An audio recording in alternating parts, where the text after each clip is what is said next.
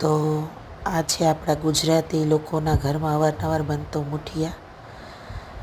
મેં સવારના બચેલા જે વાસી ભાત હતા એના મૂઠિયા બનાવેલા છે અને આ બધા એના ઇન્ગ્રીડિયન્ટ્સ છે. આખી રેસીપી જોવા અને ફોલો કરવા માટે મારી ચેનલને સબસ્ક્રાઈબ કરો.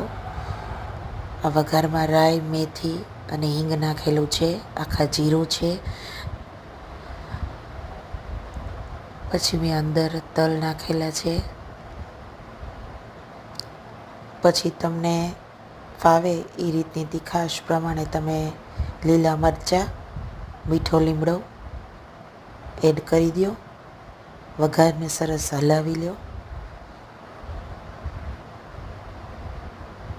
તૈયાર કરેલા પછી જે મેથીના મૂઠિયા આપણે કર્યા છે, મેં ભાત વાસી પડેલો હોય એ મૂઠિયામાં નાખેલો છે અને દૂધી અને મેથી એડ કરીને મિક્સ બધા લોટ લઈ લીધા છે એ હવે હું એડ કરી દઉં છું. અને પછી સરસ મૂઠિયાની અંદર વઘારને પરફેક્ટ બધું મિક્સ થઈ જાય એ રીતે હલાવી લેવાનું છે ધીમા હાથે. અને પછી એને ધીમા તાપે ચડવા દેવાનું છે, એટલે મૂઠિયા થોડા ક્રિસ્પી થાય એટલે ખાવામાં વધારે સ્વાદિષ્ટ લાગે.